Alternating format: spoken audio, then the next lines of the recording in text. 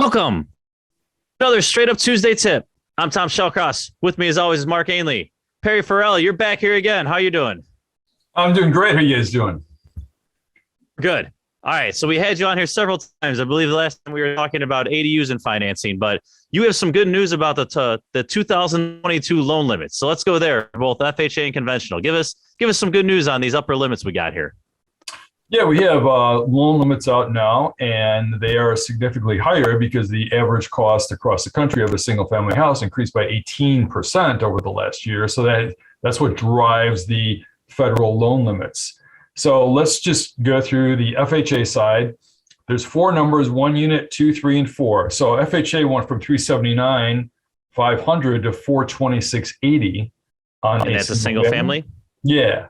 And on a 2 unit, FHA went from 485,800 to 538,650.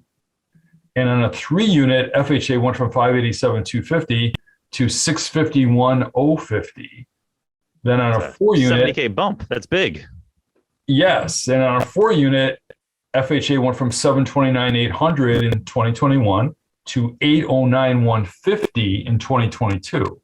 And those are significant. We haven't seen high FHA increases like that in a long time.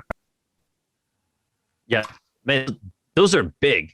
So let's walk us through the conventional. Then I think Mark and I probably have a few questions on it, but let's hear what they did on the conventional side as well. Okay, so in 2021, on a single family, we were at 548,250 on conventional. Now in 2022, we're at 647,200, nearly a 100K increase. On a 2 unit, we were at 702. Now we're at 828,700. On the 3 unit, we were at 848,500. Now we are at $1,001,650, and that's huge jump. And a huge jump on 4 units. We were at $1,054,500. We are now at $1,244,850 on 4 units. Wow. That's a lot of numbers. What we're going to do when this airs, we'll have a link on our blog that we're going to have. Hopefully you can write something up for us that breaks that down.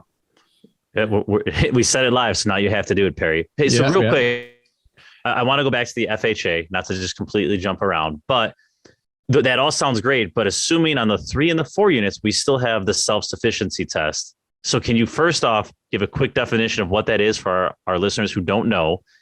And then has that number changed at all? Okay, the self-sufficiency test is on FHA 3 and 4 unit properties only.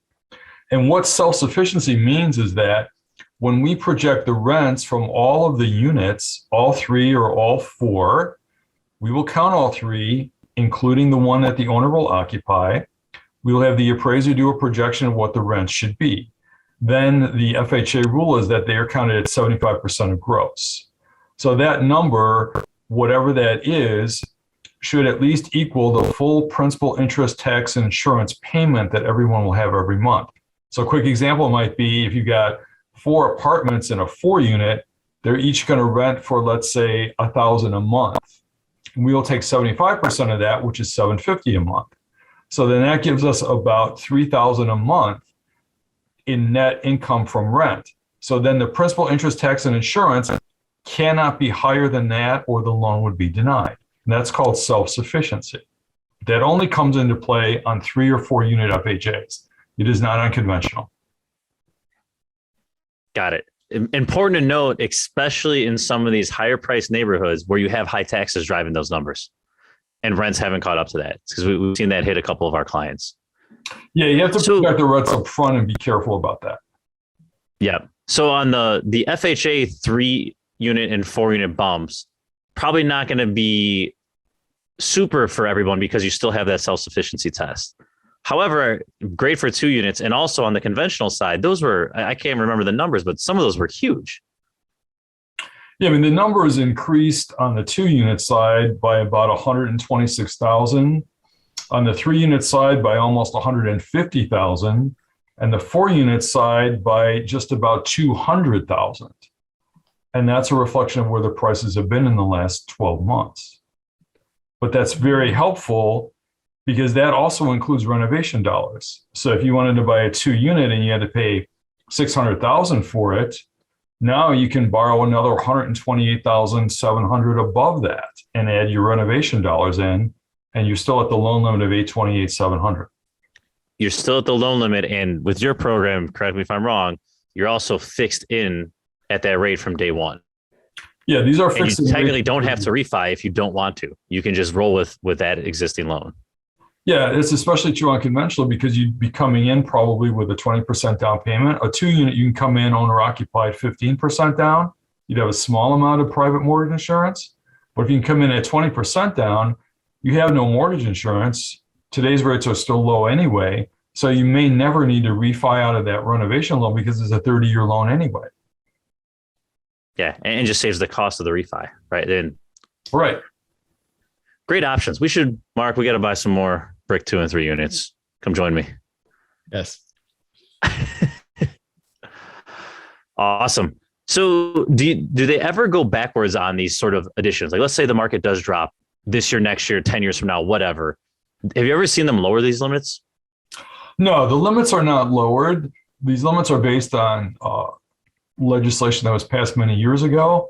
There were periods about 10 or 15 years ago when prices were dropping after the financial crisis, where the loan limits for several years were just frozen in place. They never increased. And then back around 2012, 2013, they started to slowly increase. And then in recent years, they've been increasing more significantly. It totally benefits for the markets that have not appreciated, because it's a federal type thing. It totally benefits a place like Chicago that hasn't raised as much as like California. So I think ends up being a big win for us. Yeah, it's a big one for Chicago because our prices have gone up a lot, and now you can have a loan on a 3-unit for $1,001,650. And keep in mind, you'd be bringing in a down payment as well. So between your purchase cost and your renovation cost, maybe that's $200,000 higher, but your loan can still be up to $1,100,650 on a 3-unit, which should give you ample opportunity to buy in and add all the renovation dollars that you might need. And then, of course, you bring in the down payment, which even brings in a little bit more money. And it's crazy. Like I just want to try to articulate this in a real way for our listeners. Like, if you have a 3-unit that you buy for $600K, you can do $300-400K of rehab and still be well under the limit. Like, I'm not saying you should do that on your first loan, right? Like, or your first property by any means. But if you're comfortable with rehabs, like if I were to house hack something and I bought for $600, I could finance up to $500K of rehab if it made sense to do so. Like, that's crazy. All at 3-something% fixed, not have to refi out. Right. Yeah. I mean, it's a 30-year AM loan. So, and all we're interested in is the after renovated value. We don't care what you paid for it. We care what it's going to be worth after you put all the renovation dollars into it. And that's what triggers the loan approval is the ARVs. We don't care what you pay. We don't care the condition. It could be, burned out, rotted, flooded, filled with mold. We don't care. All that's going to be remediated with the rehab dollars that you borrow. I think this is a huge opportunity for people in areas, Lakeview, Lincoln Park, that have these 3 or 4 units, or mostly probably 3 units in this price range that a year ago weren't able to sell to an FHA owner occupied person because of the low limits. And now they could probably get a little more just because they don't have a buyer doesn't have to go conventional. They could go, they have that FHA option. So I think that's huge. Yeah, absolutely, man. It's just lending is very favorable right now. We're going to look back on this episode in 5 years and be like, man, they were giving money away. Like, lending is very favorable right now. So I should never be able to buy a 3-unit or 4-unit in this city if I'm competing against a house hack or getting a $400K rehab at 3-something%. Like, that's crazy. So, all right, Mark, anything else to add? Nothing, man. That was action. That was information packed. So we got to get that in writing so we get it on the site for everyone. They could look at their numbers and compare. Perry's now on the hook for a blog. Yeah. All right. I'll get you guys a blog out within the next couple of days. All right. So, Mark, I have no idea if you'll get this one. Multiple choice here. Let's guess at this. Chicago has more of these than any other city in the world. not just the US, the world? Is it train tracks, movable bridges, sewer system feet length, or pizza joints? All right. So I would think train tracks or movable bridges would be my first, I'd limit it down to those two. Okay. We are the transportation hub of the country. So I think I'm going to go train tracks. Train tracks. Perry, what do you want to go with?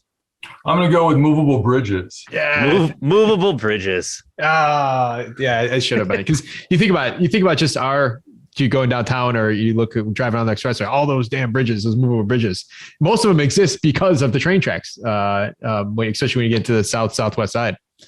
Oh man, yeah. I should have went with my gut there. Yeah, so. Pizza joints would throw you off a little.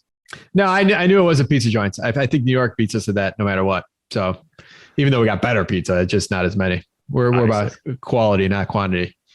All right, man. Awesome, Perry. Thank you coming back as always. And Tom, thank you very much as always. And listeners, depending when this airs, we either just hit or are about to hit 100,000 downloads. And we just want to take this second and say thank you very much for. We couldn't have hit 100,000 without you guys. And it's you guys listening. It's you guys coming back every week. It's you guys sharing it with your friends. So thank you very much, and keep sharing so we can hit 200,000 faster. Love it. Thank you all. Yep. Thank you. See you Thursday. Thanks.